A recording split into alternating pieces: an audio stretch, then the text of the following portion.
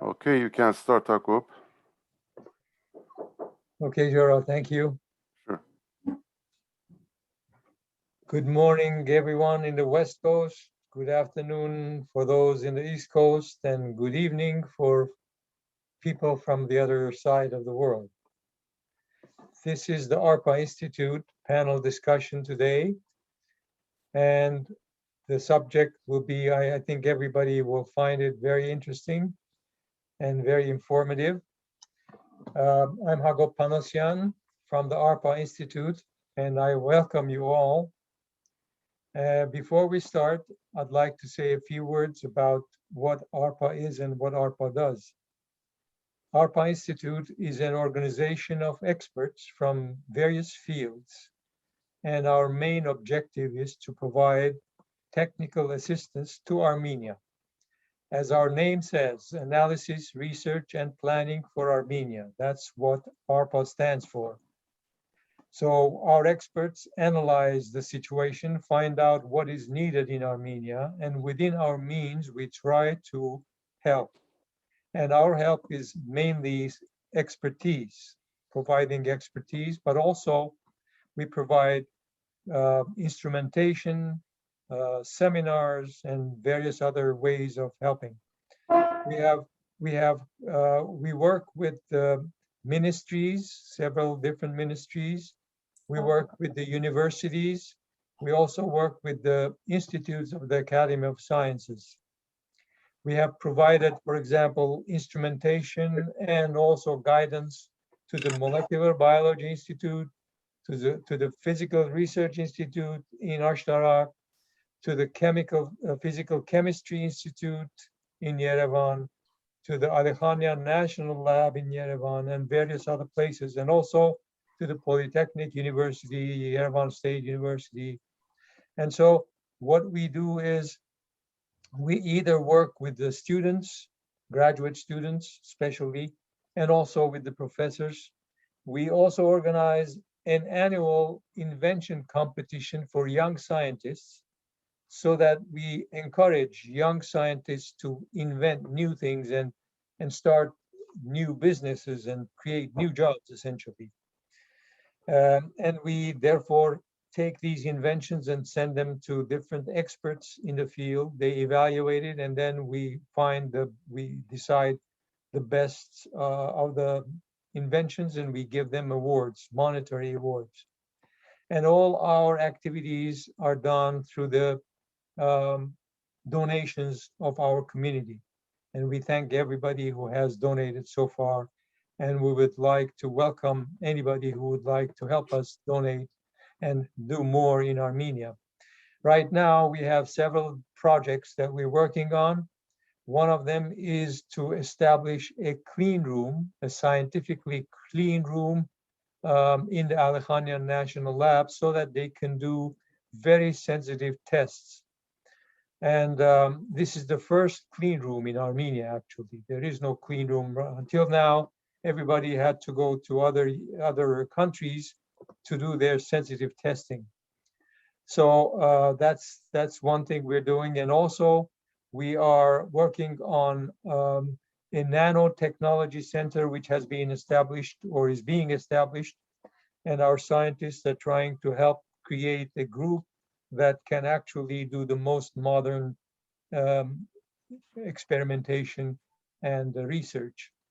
We are also working with the Ashtarak Physical Research Institute, where they're trying to create nanoparticles like graphene, for example, which is very important in various applications. We are also working with scientists in the Armenian National Lab, where they have now created what they call a radio frequency photomultiplier tube, which is essentially a device that can measure a laser pulse down to a picosecond, which is 10 times better than what exists in the world now. So we're trying to help them establish that technology and generate products out of it.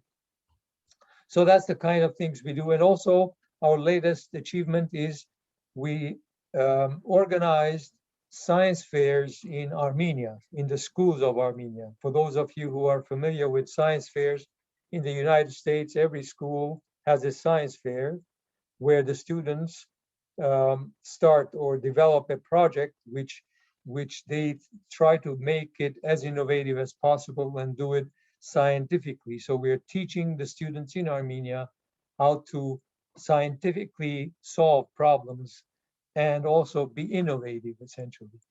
This is the first year they have officially adopted it, the government did, and we helped the winners, 2 projects actually, to participate in the International Science and Engineering Fair, which is organized by the Regeneron company. And it is a worldwide event that many countries from the world participate, including Azerbaijan, Turkey, Iran, Georgia.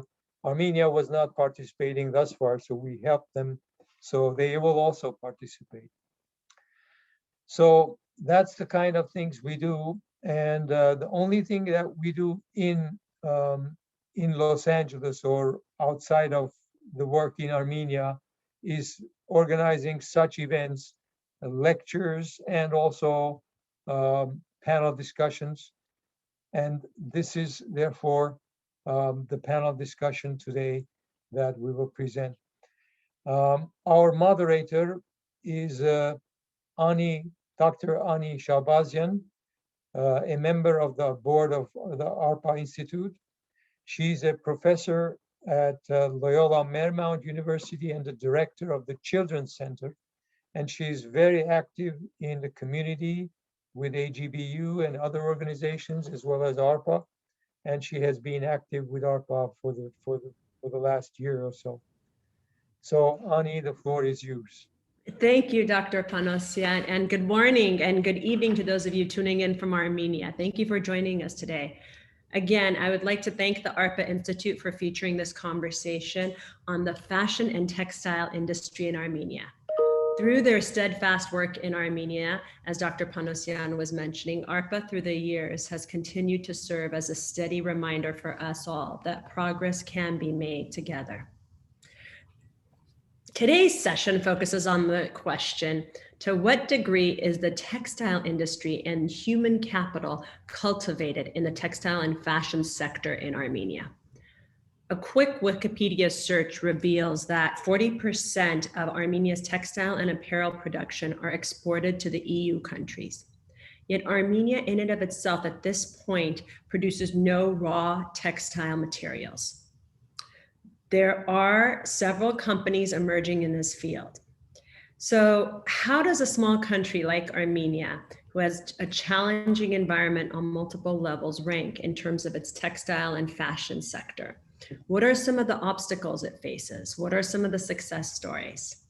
Our objective with our time here today is to have a discussion about the state of affairs in Armenia, of Armenia's textile and fashion industry, with 5 individuals who have both the credentials and the insider perspectives to answer these questions.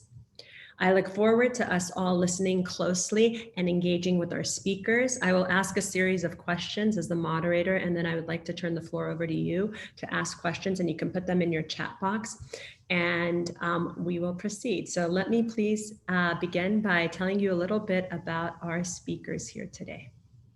Vahan Khachatryan is the president and founder of the Fashion and Design Center, FDC, and the designer of Vahan Khachatryan brand.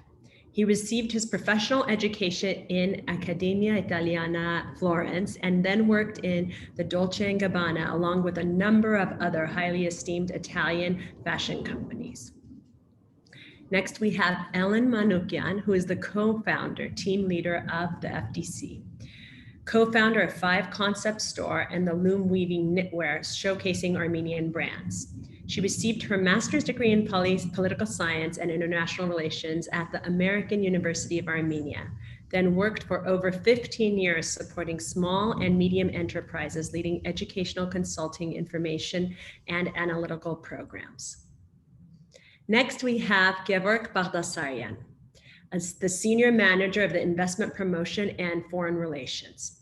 He has experience of working with the leading Armenian and French companies and public institutions in the fields of marketing and communication, investment, and export promotion. Gevorg obtained a Master's in Arts of European Interdisciplinary Studies from the College of Europe, a Master's degree in Marketing at IAE Lyon 3 School of Management, and a Bachelor's degree in Marketing at the French University in Armenia. Next, we have Talar Bilimjian.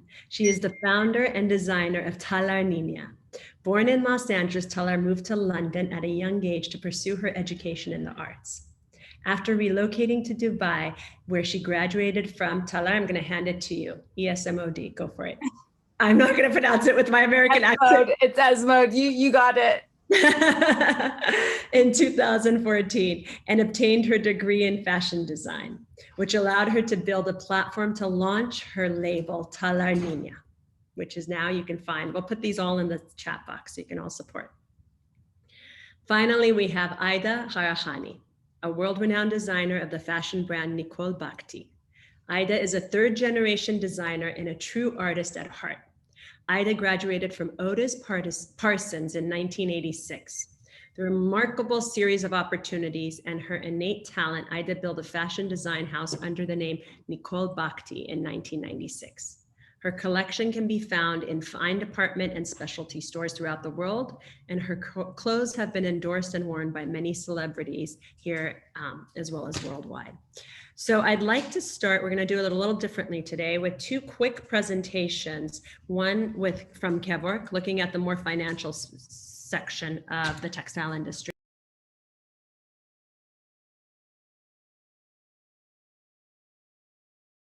Oops, okay. And then we'll turn it over to FDC and then the panelists. Okay, Gevorg, the floor is yours. Thank you very much, Ani. Distinguished participants of the panel discussion, please accept my warm greetings from Yerevan, Armenia. First, I would like to express my sincere gratitude to the organizers of this amazing event. So I will try to present you a little bit the clothing and garment sector overview in Armenia. So first, I would like to start my presentation with a short introduction of our agency. Enterprise Armenia is a state institution established by the government of Armenia to serve as the national investment promotion agency. Enterprise Armenia operates as a single window, providing comprehensive support to foreign and local businessmen and investors in a number of areas such as attracting and facilitating FDI, supporting investors throughout the whole investment life cycle, providing aftercare services, bridging investors and public sector. So I would like to introduce you a little bit the numbers of the clothing and garment sector in Armenia. So the textile and clothing industry presents a lot of potential for value-added benefits and job creation in Armenia. It has special importance for the national economy of Armenia for its huge potential in the creation of employment and exports. In addition to mass consumption products, Armenian textile companies are also famous for doing subcontracting for world-known brands. The clothing and textile sector consists of 2% of manufacturing, of overall Armenian manufacturing. However, it is continuously growing. And so between 2018 and 2020, the sector has registered a growth of 28%. The main subsectors of the Armenian clothing and textile sector are stocks, coats, fabrics, carpets, and rugs. So I would like to present you the main markets of the Armenian clothing and garment sector. So the exports of Armenian textile grew by 5.2% in 2020, even in the condition of war and pandemic. The main export countries for the Armenian textile are Russia, Italy, and Germany. As Ani has mentioned, almost 40% stands for EU countries. In order to stimulate the investments, the Armenian government has implemented numerous assistance programs which make Armenia an inviting platform for European, Asian, and CIS countries to invest in this sector. So the employment, another indicator that shows the potential of the sector is the increase of employment. Within 1 year, the number of workers in clothing sector increased by 47.8%, which is a huge increase indeed. Armenia's clothing sector has rich experience and potential production traditions, skilled working force with low wage and successful working experience. Also, I would like to mention that Armenia offers competitive energy costs, which is also important in case of production of textile. In short, I would like also to talk about light industry in general. While saying light industry, we mean shoemaking and production of leather products also. Both sectors registered growth in production. The government of Armenia has embarked its overly ambitious program Made in Armenia, campaigning to give a new boost to the manufacturing sector of the country and to increase the inward investment in different sectors. So those the main strongest features of the Armenian textile industry are diversified production, the expertise of employees, creativity of the designers who are creating new models, quick import of innovation, rapid response to market demands, and adaptability. I would like also to present in couple of words the markets which the Armenian producers can target and reach easily. So the Armenian economy is open to trade, and exports are on the rise, as well as increasingly diversified. Due to the diversified foreign policy, Armenia has strong economic ties with multiple regions, both on Western and Eastern hemispheres. It might seem that Armenian market is limited to 3 million consumers only, yet the country can serve as a unique gateway to major markets. More specifically, Armenia is a part of the Eurasian Economic Union, a custom union that allows the free movement of goods and services between Armenia, Belarus, Kazakhstan, Russia, and provides access to a market of 183 million consumers. Within the framework of the Eurasian Economic Union, the country has free trade agreements with Vietnam, Singapore, and Serbia. Armenia has also free trade agreements with CIS countries and Georgia. At the same time, Armenia has a very preferential GSP plus trade regime with the European Union and United Kingdom, preferential GSPs with USA, Canada, Japan, Norway, and Switzerland. So as you can see, Armenia has a lot of attractive framework and environment for investments in textile sector. Also here you can find the contact details of Enterprise Armenia. So our team is ready to ask to all your questions and inquiries if you are interested in different sectors of the Armenian economy.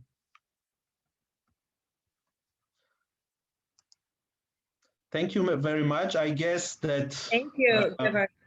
Thank you. I was keeping my time limit, so I appreciate it. I will be really grateful to answer to the questions during the Q&A session.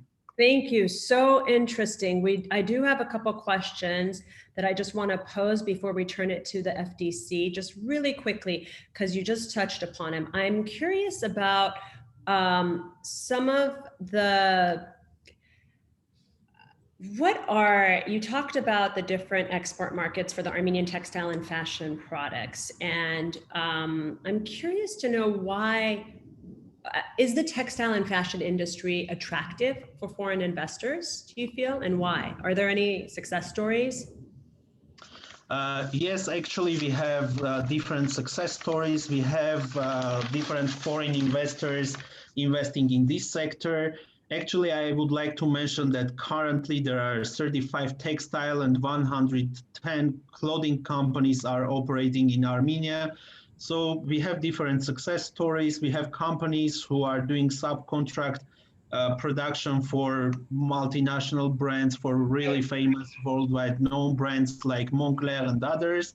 So this is a sector which is really boosting in Armenia, and really we believe that the textile and clothing industry can drive Armenia's industrial transformation and create some of the thousands of jobs actually.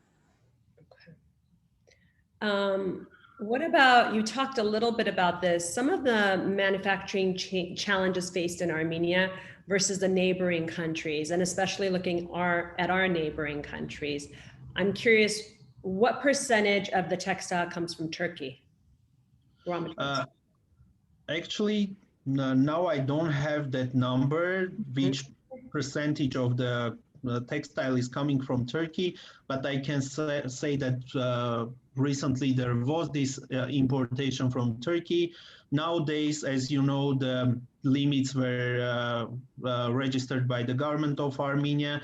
As the government of Armenia implements the limitations for importing goods from Turkey, so we have less, and we have a new open market for other producers of textile in Armenia. Also, I would like to talk a little bit about the customer experience, because we see in Armenia that Armenians are more motivated to buy Armenian products. So in textile, we have a good chance to fill in this gap, which was registered after the closing market for the Turkish textile products. Wonderful, excellent. So I think one more quick question before we move on. Could you talk a little, you touched upon this in your presentation, but I'm just curious, Enterprise Armenia's work, how specifically has Enterprise Armenia supported foreign companies interested in doing business in Armenia? And what are the specific services? Actually, we are supporting investors and potential investors and just businessmen who are interested in doing business in Armenia from, I can say, from A to Z. So first we are providing information on investment opportunities and conditions in Armenia. When investors, they show more interest, we can organize their visits to Armenia to meet them right at the airport and assist them during the whole life cycle of the investment. We advising on potential resources for investment, including existing land, other real estate, state-owned property, etc. We are ensuring prompt response to the problems arising during the investment implementation. We are providing also post-investment aftercare services to foreign investors. We are providing support to local exporters also, actually, such as exporters in the textile field. We are promoting in general made in Armenia brands in the world. Great. These are the main functions that Enterprise Armenia, these are the main services that Enterprise Armenia provides to the investors. Wonderful. Thank you for that. And I'm sure we'll have more questions for you at the end of the session during the Q&A period. Great pleasure. Thank you, Gabriel. And now I'm going to shift to the FDC. Vahan and Ellen, I have a clip that you sent me. Why don't we start with the clip and then we can expand through your presentation. Does that sound good? Okay, great. So I'm going to go ahead and share my screen. Hopefully this works.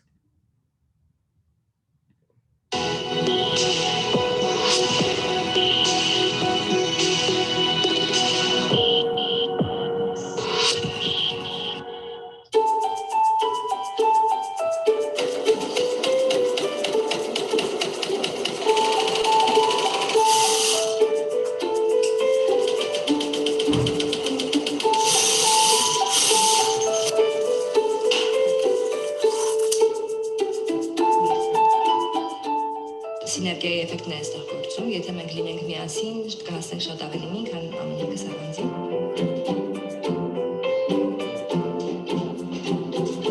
Ինչ Գոյությունն է այս ամենի գեղեցկությունը կայանում, որ անընդհատ որևիցե գաղափարներ են ծնվում օդում եւ դրանք հերթով իրականացվում են։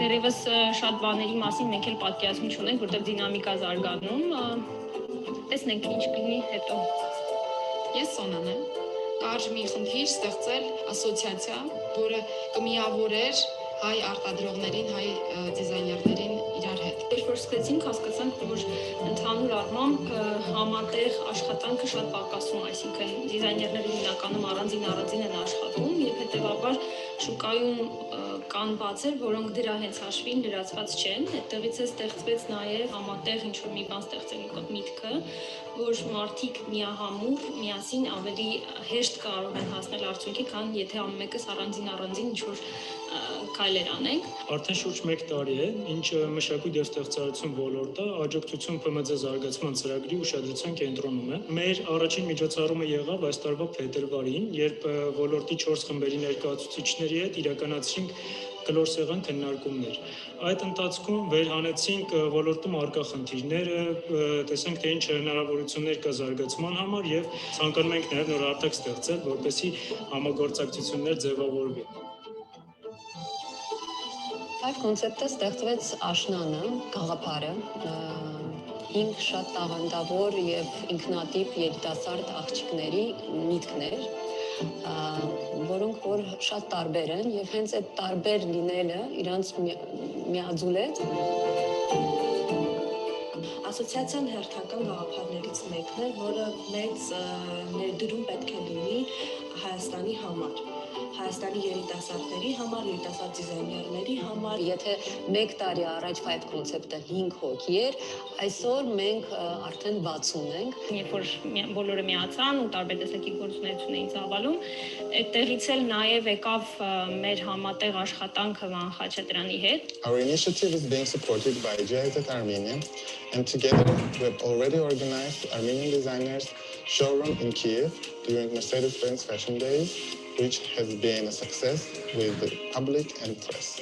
Ստեղծեցին կապեր, ստեղծեցին գաղափարներ, որ կարելի է համագործակցել տարբեր հարցերի շուրջ եւ այդ համագործակցությունն արդեն ներկայացնել թե Հայաստանում, թե արտերկրում։ Մեր համար շատ ուրախալի էր, որ նորաձևության ոլորտի 11 ներկայացուցիչներ համախմբվեցին եւ դիզայներ Vahan Khachatryan-ի գլխավորությամբ դիմեցին մեզ, որպեսզի մասնակցենք Կիևում անցկացվելիք նորաձևության օրերին։ Մենք տեսնելով իրենց մոտիվացիան, ինչպես նաեւ իրար հետ աշխատելու մեծ ցանկությունը, մեծ սիրով աջակցեցինք իրենց։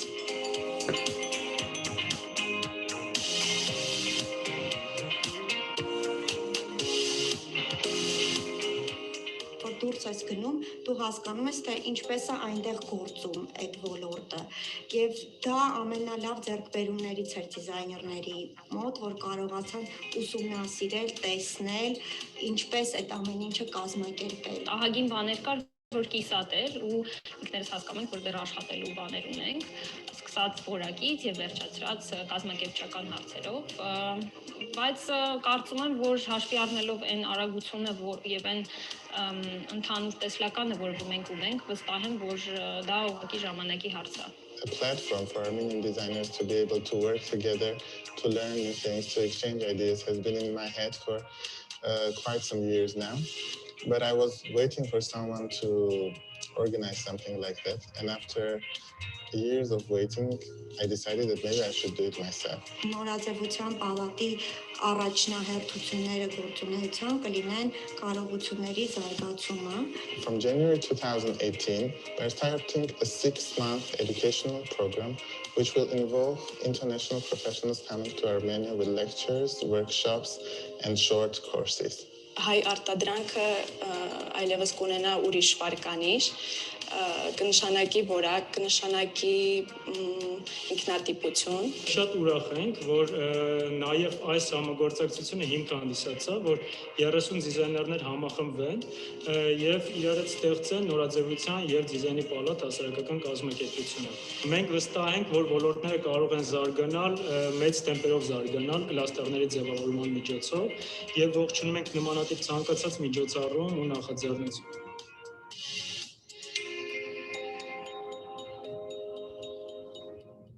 Wonderful. There we go. Okay, now I'd like to turn the floor over to Vahan and Elen to speak a little bit about their wonderful work at the FDC. Hi, everyone. Thank you. Thank you for the opportunity. I will let Ellen start with the introduction of the Fashion and Design Chamber, and then I'll take on. Thank you. First of all, I want to welcome everyone, and it's a pleasure for us to be part of this discussion and to present the chamber, all what we have achieved so far, our plans, how we see the development of the fashion and textile industry, and to find some opportunities for the development together. As you see from the film, that's the reason that I wanted to show the film, to highlight the importance of establishing the chamber from the mouth of the designers that come together to this decision. And we are more than happy that it's the initiative not of 1-2 individuals, but it's the initiative of a whole group that came to this decision that the Armenia needs an institution to support this sector for the development. And we started, founded, yes, FDC in 2017 by a small group of designers. But I'm happy to say that now we have more than 200 designers, not only clothes, but also accessories,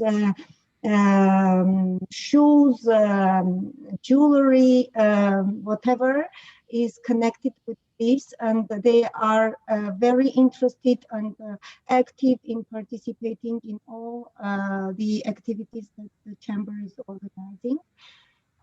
So together with them in 2017, we put the main goal of the chamber just to contribute to the development of the Armenian fashion and design sector in Armenia and abroad. And the FDC's mission is to strengthen the Armenian fashion sector by enabling it to be fully embedded in the local and international creative ecosystem.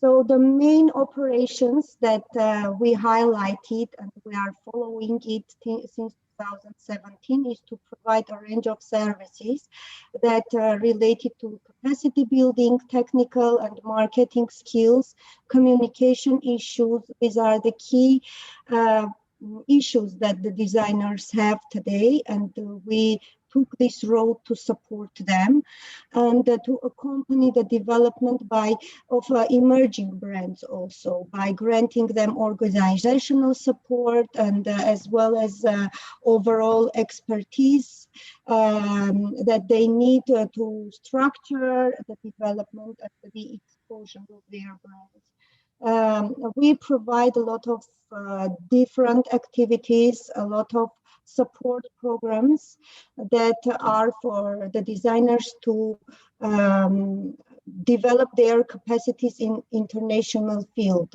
And this is the key requirement that today this sector needs.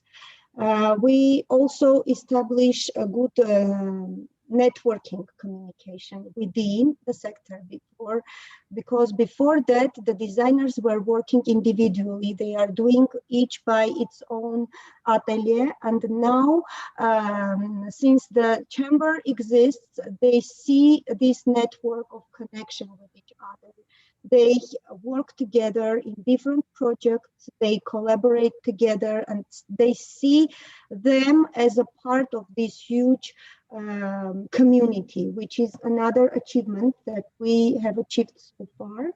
And of course, presentation of the designers abroad, because the Armenian market is very limited, and to support this sector, we need to internationalize, to find different events, fairs, exhibitions to support them in entering into international market.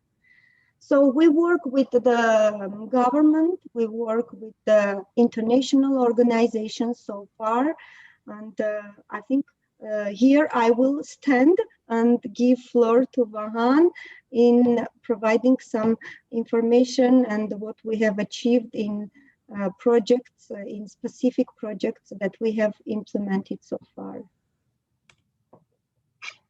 Vahan.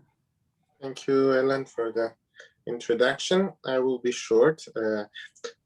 Just to highlight the main achievements. We are we are a young organization because we exist for 3 years, and I think that I can proudly say for the short time that we have existed, we have done quite a lot, and this is the things that our members from the chamber tell us. So we understand that they value what they got during these 3 years of our existence, and actually it helped them grow, and we're really happy because that was our main aim. So we have worked for the first year with the European Union. As you saw from the video, we got a grant. It was a 100,000 euro grant, and we implemented the project with SMEDA. And as Ellen already said, we worked both with the designers to improve their skills, to teach them new skills, and also one of the main ideas initially was to find new markets for the Armenian products, because everyone needs to sell these days. We understand that fashion, as much as it's a way of expressing yourself as a creative person, but you have to sell to be able to grow and to continue existing. So again, Armenian market being very limited has its own problems and has difficulties. So we tried to find the new markets, which are the European market, specifically working with the EU project. So we took the designers to Milan during Milan Fashion Week for 4 seasons with a collection. We started with 2 designers, and on the last season we had 10. So and it was very successful because we had contracts, we got international sales. So, and it was also important for us to see the reaction of the international buyers to our product, because we learn, we listen to them, and we understand specifically what they want for their market, because it's important to understand for what market you're working. And after we finished the project with the EU, we got another grant from the UK embassy in Armenia, the British embassy. And it was a 240,000 UK pound grant for 2 years. And we continued what we had been doing during our first project, but we started working in another direction, which was also new for us, which was the sustainability issue that no one raised before that in Armenia, especially the sustainability issues in the textile production. Because if we talk about the smaller productions like the designer ateliers, they do deal with some sustainability issues, but it's very small compared to the bigger textile factories.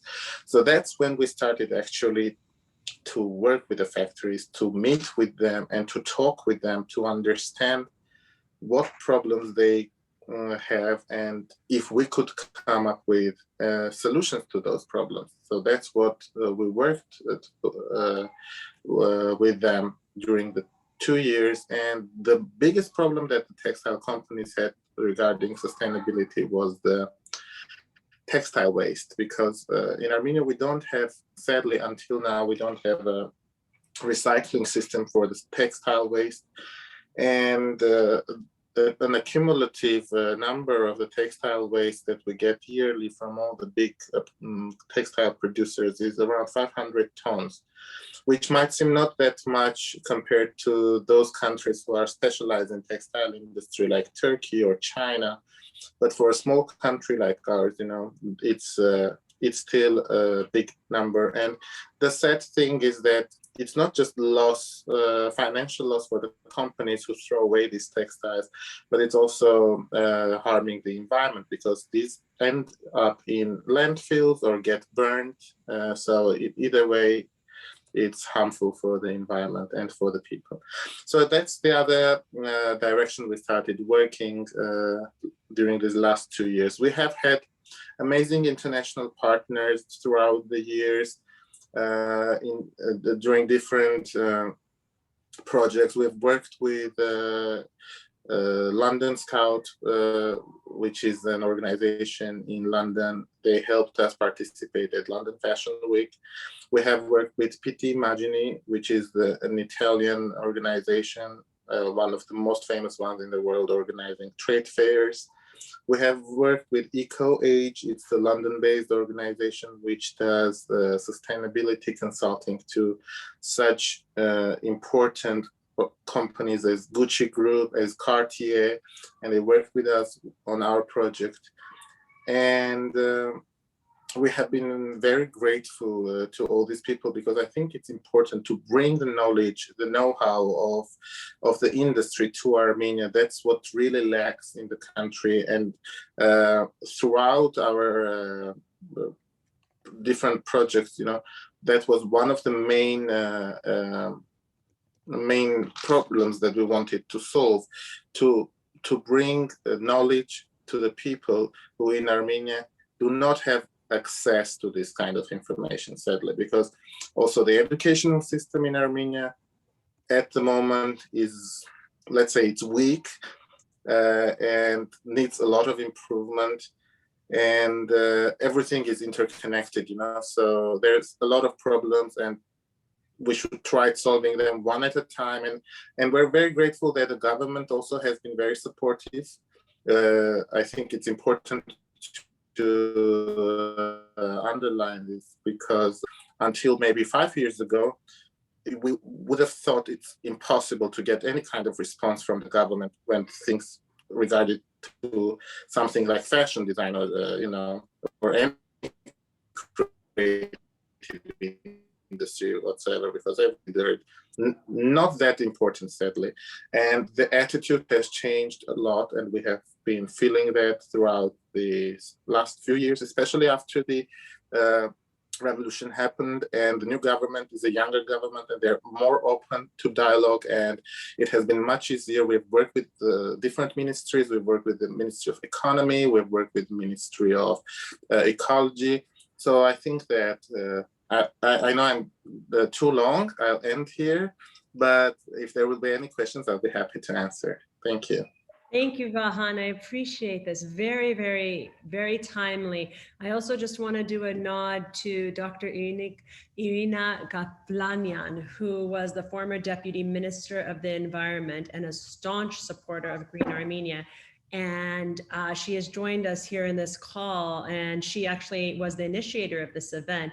And I just wanted to give her a second to, Irina, I don't know, Dr. Gatlanyan, where are you? Just if you can. Hi, Ani, I'm here. Hi, thank you for joining. Would you like to say a few words about Clean Armenia? Absolutely, just a couple of words. I know they're wonderful, distinguished guests today, and thank you so much to Elen and Vahan for giving a wholesome introduction to the textile industry, to the fashion, to the incredible young designers and talent that's out there. I think Armenia has an absolutely great niche to talk about itself and its new talent in this industry. What I was very happy to do is cooperation with Fashion and Design Chamber, as Vahan already mentioned, in my capacity previously in the position at the ministry. We worked together with Fashion and Design Chamber on this particular, shedding the light on the sustainability potential for this industry. And we were very happy to have a great assessment that has given us pointers as to how to sustainably develop, now already identified as a priority sector for the country. From environmental perspective, indeed it is a soft industry, but unfortunately it does have negative aspects to them, a negative effect to the environment. And in fact, in many countries and globally, it is constituting a significant footprint to the environment and the climate. So moving forward, I think Armenia has a fascinating opportunity to build on this momentum, to build on the knowledge that we acquired from our partners through the Fashion and Design Chamber and the Eco Age already mentioned by Vahan, that moving forward, Armenia can get on the sustainable path. And I want to make sure that this message is very clear that sustainability is not simply a kumbaya thing and a feel-good thing. Armenia does have an incredible opportunity to provide a combination of high-quality textile and garment production with sustainability elements encrusted in that. So that would provide Armenia an opportunity to position itself in the global market from a perspective of not necessarily mass industrial production, but high quality and sustainable product coming out of Armenia. So I think that's something to ponder upon. And once again, I want to thank Fashion and Design Chamber for bringing EcoAge to Armenia, shedding this important light to the sustainability aspect of developing textile and garment industry and fashion industry in Armenia, and positioning Armenia somewhere in a very important place on the global fashion market where we can make a stand. Thank you, Ani. Thank you, Dr. Gaffine. And in fact, you just recently published a book. So I encourage everyone to go out and purchase the book that you have just recently published. Thank you for your work in Armenia and abroad. Thank you. Thank you so much, Ani. We have a lot of questions, I'm sure, but I'd actually now like to turn to some of our success stories. Some of our panelists, two of our specific success stories, I should say. We have two designers on in terms of their, I'm curious to hear your path, share your success story, and tell us how you even got into the field. So we'll start with Talar and then Aida. Okay, hi everyone. Thank you, Ani and Dr. Panosyan and ARPA for arranging this whole panel discussion. I think it's really amazing and it's really needed for the future of Armenia and our youth, and hopefully we can all learn from each other and think of new ways to empower the fashion industry there. And hopefully it'll be amazing and it'll grow the economy, which is, I think, the main aim. So just a little bit about Talar Nina. I started the brand around 6 years ago, and it's a ready-to-wear brand, which is basically clothes for everyday use. We specialize in jackets, pants, mostly it's like luxury sportswear, you can almost say, but with a touch of embroidery and beading, which is usually always inspired by my Armenian roots. So I always try to mesh East and West together in everything that we design. And I started the brand in Dubai, which is a great central hub for business. And it's, you know, it's a huge place to meet people, get your foot in the door, and it's 3 hours away from Armenia. So it's been great. And we started 6 years ago. And since that period, I've been able to kind of branch out and try to produce in different countries. So we've produced in India, we've produced in Dubai, we've produced in Beirut, which we are still producing there at the moment on a made-to-order basis. But all roads led back to Armenia, which we are now, we started production in Armenia in September. And, you know, unfortunately and tragically, we started a week before the war in September begun. So we kind of put things on hold for a little bit. But I am planning to go back in a few weeks to restart the production process, because I think Armenia is fully capable to become a huge fashion powerhouse in terms of production and having amazing brands and selling on a global scale to not just other Armenians in the diaspora, but to the whole world. We have some of the most amazing craftsmen and tailors and workshops and I think now is our time, especially the amazing work that the Fashion Design Chamber is doing, for us all to get together and just put our brains together so we can really use all of our different experiences to create a really amazing fashion hub in Armenia. Well, grow upon it, because it's already amazing, but to build upon it. Could you speak a little bit more to that, why you think focusing on the textile and fashion industry is important for the future of the country? Well, I think, as I said before, I've tried to work, I've produced in these different cities. And for me, one of the best experiences until now has been producing in Armenia. There really is everything there that you need.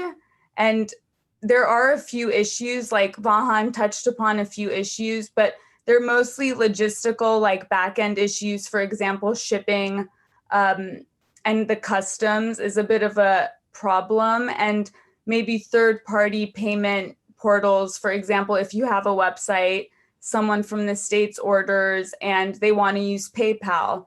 I don't think PayPal still works in Armenia, which I don't know why, but I don't know, maybe someone knows better than me. Maybe they started to implement it, but last time I was there, PayPal was an issue. So there are a few issues, but I think they can easily be solved with just a few meetings with the right people. I'm sure Gevorg also has a lot of knowledge on the shipping and wholesale department. But I think the craftsmen and the quality of work coming out of Armenia is one of the best in the world. Beirut is known to be a fashion hub, and there's many famous designers that have come out of Lebanon. One of them being Armenian Lebanese, actually, Kriko Zhabotyan, and he has his workshop there. But there's no reason to say why Yerevan could not be like Beirut in terms of the quality and the production and the speed and how we get things done and how we ship to the whole world, because it would be great to have a strong industry there. It'll empower our youth and our creative younger people in Armenia to feel like they can stay and they can make a living, a sustainable living, and earn the right amount, and they can stay in Armenia and they don't feel the need that they have to leave the country. So I think that's also one thing for me that's pushing me to move the company to Armenia, which is to give and provide jobs for people. That's definitely a main factor for me. That's a great. I think we all want to see the Made in Armenia label like everywhere. So that's also a big factor. Absolutely. So building on that, how do you plan on helping Armenia with your brand specifically? And why is that? Well, when I was there in September, we were able to make 400 t-shirts with all the proceeds going to the Paros Foundation to help the victims of the war. So even in that short amount of time, we were still able to make these shirts and sell them across the world, which was amazing. So we already started, and I have an amazing production team in Armenia, and they're so quick and they're amazing and they're everything. So I give a huge round of applause to them. And I think you just have to kind of know your way around to be able to start feeling confident and comfortable that you can make whatever you need to make in Armenia, because we have, I think, everything that you need. We have jewelers. If you want to make socks, we have the best sock factories. As Gevorg showed in the presentation, socks are the #1 export, and we even started to make socks, which we're going to be launching next month, and we made them in Armenia. So I'm really excited about that, and I think there's, even in the different cities and villages outside of Yerevan, there's so many talented people that are just, they're just dying to work. And I think there's different types of embroidery, there's different types of lace, there's different types of ancient, color dyes that we can create. When you look at the old manuscripts, you can see these amazing colors, and they were all naturally made. And I know Tumo Studio works a lot with, doing these experimental things and just trying to create a really beautiful creative hub for people in Armenia. And I think it's Armenia and Armenians are fully capable to, expand even further. So I'm just excited to create more and produce more in Armenia and work with different artisanal workshops, whether it's jewelers or maybe someone that's really good with, marash work, for example, or eintapzi work or needle lace. And then you can put that and incorporate it into a modern piece, which can be sold, let's say, to someone in Dubai, to a non-Armenian. I think we have to just kind of modernize certain techniques. And I think that's one of the things that I'm excited and looking forward to do once I get back to Armenia, to just keep building and promoting our culture, essentially, at the end of the day. Wonderful. And I'd love for you just to talk very briefly about how you're utilizing technology, especially post-COVID or during COVID, and marketing to have direct access to consumers, Instagram, fashion bloggers, social media. Which tools provide the best return? Well, personally, I don't know how it works for different designers, but Instagram is our main tool. We get a lot of our customers from Instagram just because I think it's super easy to use.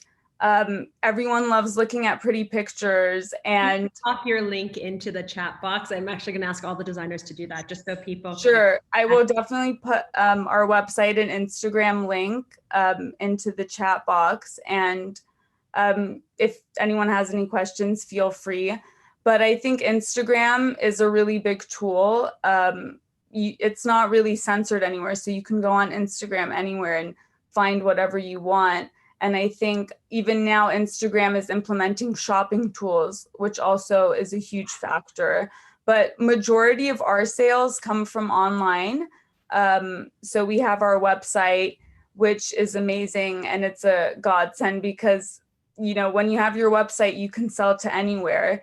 And I think that's definitely moving forward. I think that's something that we need to work on in Armenia because we have the most amazing tech people and they could probably create the most beautiful website for us. But I think there are some issues with like payment portals, which I think need to be worked on. So we have the best optimization if someone from America wants to buy something, and that goes hand in hand with the whole shipping as well, because people now are super impatient and they don't want to wait a month to get their t-shirt. Like, people just want their things the next day. Thank you, Amazon, for that.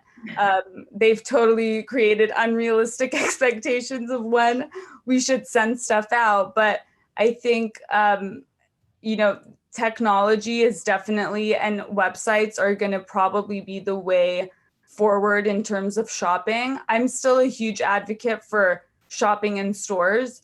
And who knows, maybe, we can open a Tall Ardina store in Armenia, which would be a dream, because I still think that's a in-person experience is much more amazing than shopping online. But people are busy, and obviously due to COVID, people are just kind of, I think, staying home more and online more. So I definitely think that technology plays a huge factor in the fashion industry, especially now.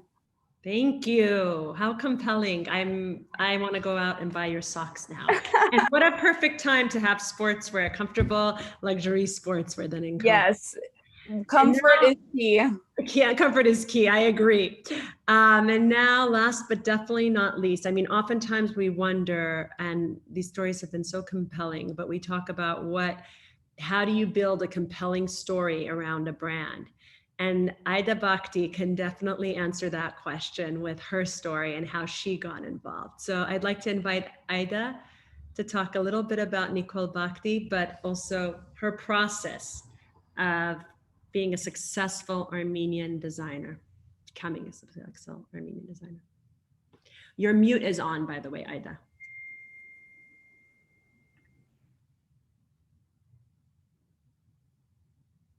It's the mute button on the lower left of your screen. There you go. You got it. All right. Well, we have definitely, I'm not good into technical stuff. You could see that from the beginning get-go. Well, thank you for the introduction, Ani. But now I cannot hear you. I don't know what happened. But can you guys hear? On mute. We can hear you perfectly. Oh, okay. Well, thank you all. I am proud to be in this wonderful group. I have to congratulate everyone from Armenia, how well they speak English. If I had a hat on, I would have taken it off for you guys. Bravo, I am such a proud Armenian and I'm proud to be amongst all of you. Thank you, Ani, for the introduction. Well, I am, as you said already, I'm a third generation designer and my husband always says that's like the first sentence you say to anyone. But it's true, my grandma was a designer back in Lebanon. When they immigrated to Armenia in the 40s, my mom was a designer there. So I'm the next generation. And both my children are in the business with me and they're taking upon the field. My husband is a designer too. He was met him in school at fashion school, Carson, and he's a menswear designer. But about 20 years ago, he joined our company. So I now have a whole army behind me. So never a success is solo. I started with my mom and it has grown. I have to say it was the Sleeping Beauty the entire year. Now, I know Talat had a wonderful sitting back. You can sell socks and t-shirts but evening wear, oh my gosh, it was just the Sleeping Beauty. We would create dresses. We would make about 100 a day, but we would only ship maybe 2 or 3 a day out. So the entire year, we kept all our employees. We worked full time and we made hundreds and thousands of dresses. But I have to say the last 2 weeks, no one is buying just one dress. People are buying like 8 to 10 dresses because they have so many weddings to go to. I feel in 2 weeks, I've done as much business as I would have done in 3 months. So I'm glad, I'm happy to hear about that. I have to also tell you a little bit about the jewelry. I always design a jewelry that goes on our product. That's how I started my brand. Simple, sexy styles that had a custom jewelry that was either attached to the dress or something that you can take off. So you don't need to wear any jewelry with my dresses. That was 25 years ago. So I kind of slowly shied away from that and I did other things. However, I saw this wedding video on Instagram, Lebanese wedding, but it was an Armenian wedding actually. And she was the most beautiful bride and she had a beautiful headpiece. And I contacted to see where they got that headpiece because I wanted to buy it. So long story short, the person who I contacted said the designer is Armenian and it was made in Armenia. So I contacted and I was able to find the piece. Actually, I brought it with me to show you. And I'm not really good at showing. I'm going to have Sako show the screen. But I don't know if you guys can see one of my, but if you go on my website, the whole bridal line, it would show you. It had, the bride was wearing this headpiece. Can you guys see it? Yeah. So I thought maybe my son would get married, the bride would wear this, my future daughter-in-law, but I ended up using it as a headpiece for my photo shoot from my website. I have gotten many requests about this, where to buy it. So when you contacted me to be part of the Armenian Chamber, I'm excited to see this, and I'm excited to connect, because us Armenian, I think all of us have so much talent to give.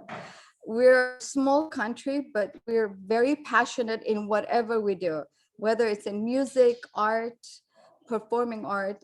So I would love to connect with people in Armenia to find jewelries that I can put on my garments, or to do work in Armenia. I've been out of the country about 47 years, and I head back to revisit, but I would love to do that. So maybe with this introduction, if we have like familiar faces there, I would love to do that, and try to use their tools, their accessories, or their quality or workmanship, because it is very difficult to find good quality. The only way I was able to keep up with it is I have my own factory. So we do everything in-house. The design, the cutting, sewing, finishing, shipping is all under one roof. That's the only way I was able to keep the quality and the standard of our workmanship. But I feel like I'm on mute. I cannot hear you, Ani. Oh, sorry, I'm on mute. You're not on mute. I was on mute. I'm so curious to know. I popped your website in the chat for all those, and others, please tell our others, Ellen, pop yours. But what advice do you have to young and upcoming designers, or those who want to enter the industry? What would you give them as starting advice?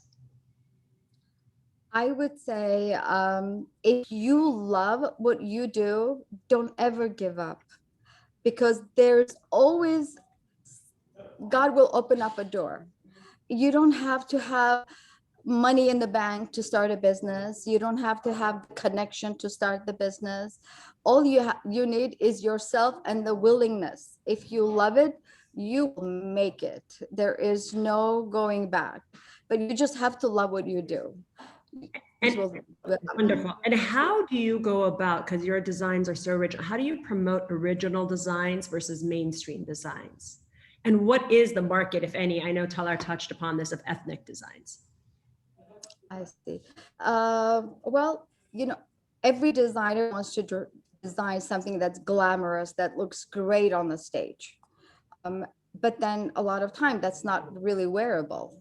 But you need to create that drama on the stage, or drama when you're photo shooting a style. You want that big shoulders, or big artsy piece and long tail, but that's not very practical.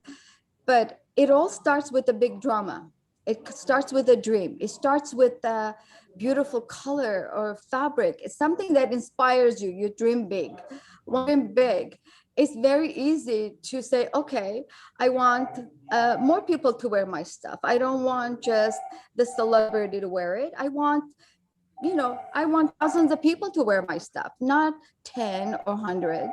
And so you start to modify it where it would be more likable and wearable for mass market. I feel the biggest niche in business is mass production. That's where if you sell anything over 200-300 units, that means you've done something right, because the 200-300 unit turn into thousands very, very quickly. When I started my business, I started with 7 designs. Out of 7 design collection, I made my first $1 million off of 1 design in the first year. So the collection was 7 pieces, but 1 design that was so simple, classic, sexy, and elegant. My first order was 40 pieces. I shipped 20 because I didn't have the funds to ship all 40, and I didn't have the production. my second order on the same dress was 240. I shipped, I believe, only 80 or 90. And then they placed 800 units. This is all one string. I only shipped, I think, 200. But because I had to put the money up front for fabric and trim, all of that. To make a very long story short, this dress became like a signature item that everybody wanted.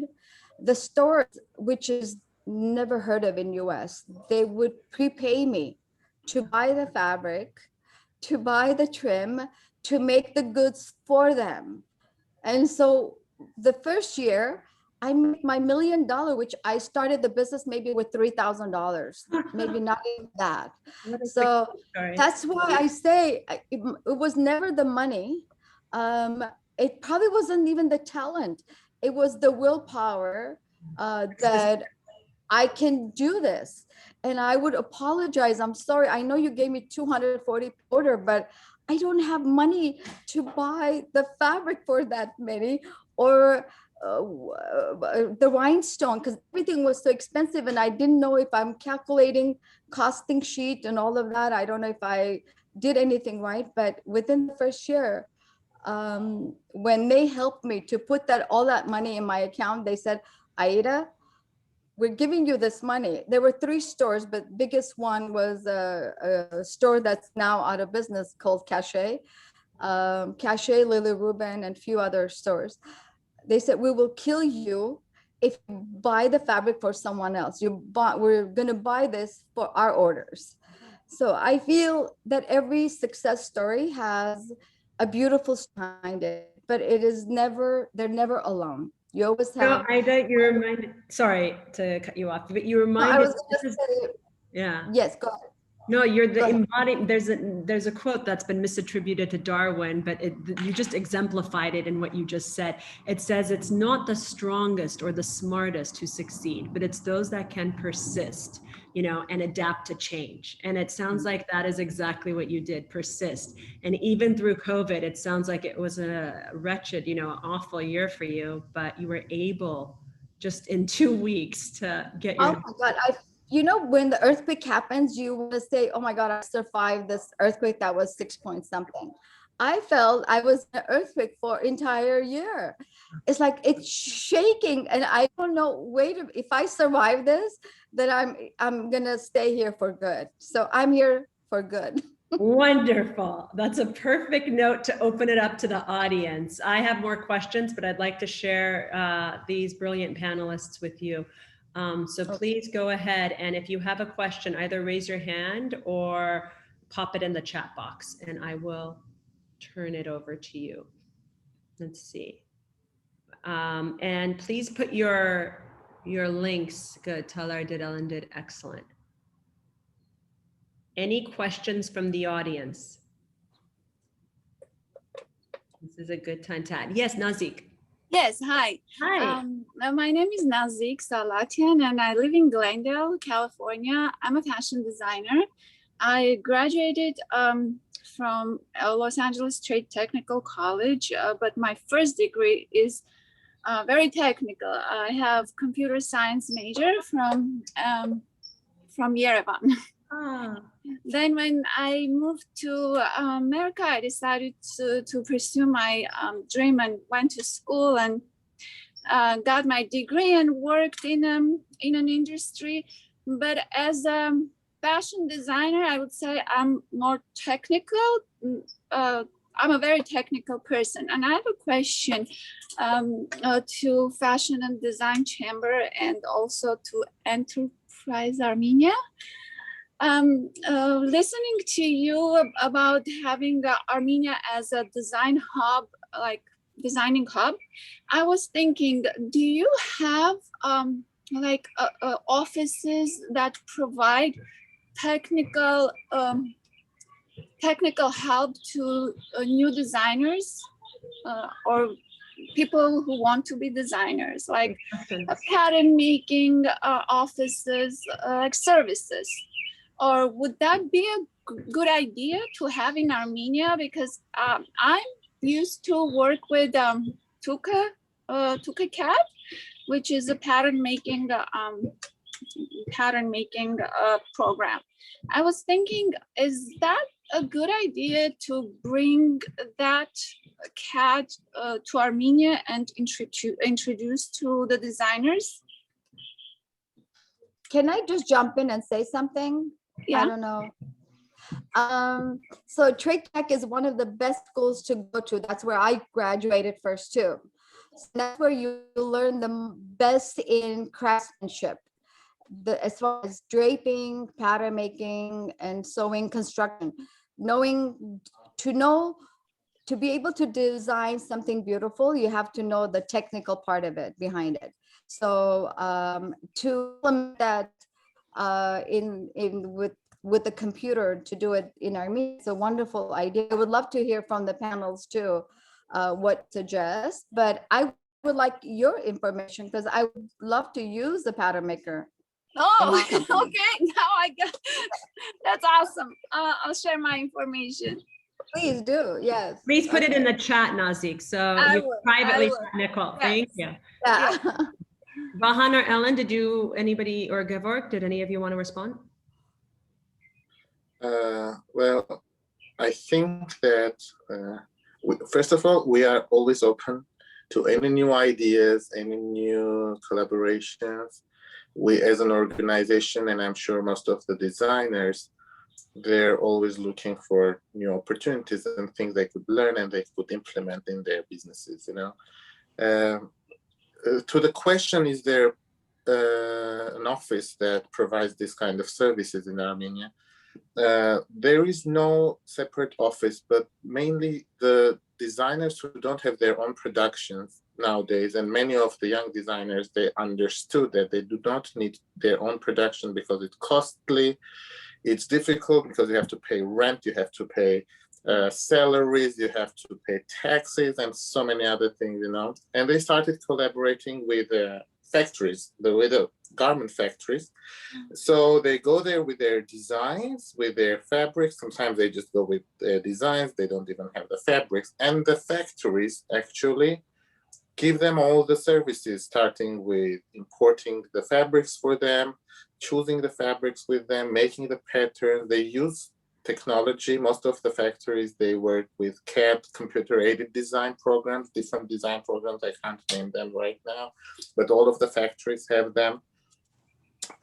So yes, if you're a young designer and you have the money to invest, doesn't have to be a lot, because the factories understood that they should, in a way, support the young designers, because maybe they come with a very small order, you know, in the beginning.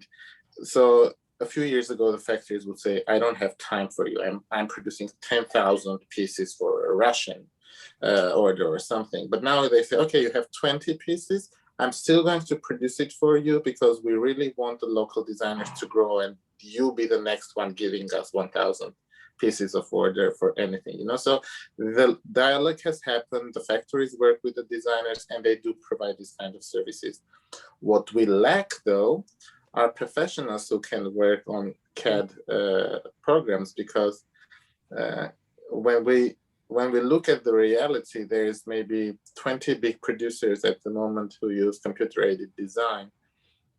But there's probably 5 people in all of Armenia who know how to use those programs. So the factories are in constant war, stealing workers from each other. And this is a big problem, because people in Armenia, they invest in everything, but they don't invest in human resources. They do not invest in the, you know, work power. And that's the most important thing at the moment, because that's what we lack. As I mentioned earlier, educational system is really weak. So the big companies, they train in a way. They train, for example, the seamstresses, they train the technical workers.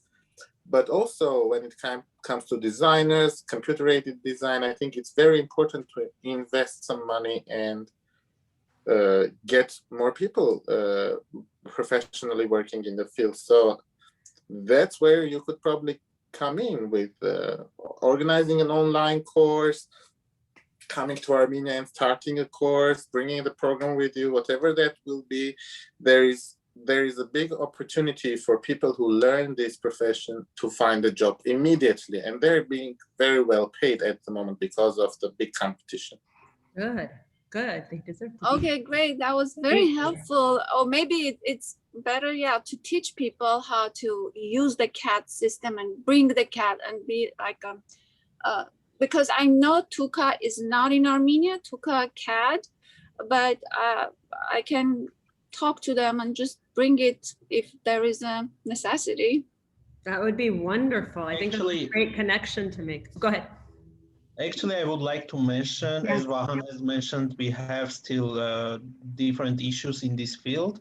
However, I would like to mention that the United Nations Industrial Development Organization has a special program designed for the light industry modernization in Armenia. And under this project, they have different workshops, classes for the people who want to develop their skills in the field of textile and garment and clothing. So this project can be the answer to your question. Wonderful. And please exchange. You have Gevork's information in the chat box, Nazik. So make sure to take that down as well as Vahan's. Other questions from the audience? Anyone else would like to ask a question from the audience? Okay. Please address, we have a chat question, Armenia's mass production capabilities as it pertains to sewing and shipping. Are the sewing factories centralized around Yerevan or spread across the country? Who would like to take that? Actually, I can answer to the question. Different companies and fabrics which are functioning in Armenia. Actually, this is one of the sectors which is not really centralized over Yerevan. We have different factories in Gyumri, which is the second biggest city of Armenia. We have different factories in Vanadzor. So this is not a centralized, and I would like to say, even mention that most of the fabrics, they are not centralized in Yerevan. They are mostly out of Yerevan. Wonderful. I just wanted to add to that. Like, for example, our workshop is a small workshop, but it's in Yerevan. It's in the city. But most, as Gevork said, most of the fabrics are still being imported from outside, just because, I mean, I don't think Armenia has produced fabrics in a while. So I think that's also one thing that is a potential to work on and try and see if we can get back into that, because if you can make the fabrics in Armenia, even if it's, something like cotton or silk, then, you can do a huge, if you're making silk scarves, if someone just makes silk scarves, they can come to Armenia and they can just produce that, and they don't have to pay the import tax or the custom fees or whatever it is. But I think, as Gevork said, it's definitely a topic and an area that needs to still be worked on. Tala, can I ask you a question? Because I've been posed this too, just in researching about this. Is it, I don't want to say too late to join the international market in terms of creating raw materials, but is that something that is of concern, that it's catch up at this point and we should focus our efforts on maybe the sewing, the different end? Or do you think it's a worthy endeavor to go into raw material? I think it still is definitely a huge possibility. I think with the right funding, you can, of course, start it, because a lot of it, I think, is machinery and also manpower, like Vahan touched up on. It's like you need the people to be able to run the machines, do the patterns, and really take care with when they're working, because you can always find someone that will say, I'll do it, but it won't be a good job, and then people won't want to make their clothes with you. So I think it's definitely something that can happen. I wouldn't rule it out. And I think also focusing on elements in Armenia, in terms of embroidery and beading and these different types of things, is still also will play a huge role for the future. I mean, even if you start building it from now, let's say in 10 years, if it's if it's good and if it's sustainable and people are coming, then it will give jobs and it will help implement people also to stay in Armenia if it's successful. So I never want to rule anything out, but I don't know, that's just my opinion. So I would like to add something very important.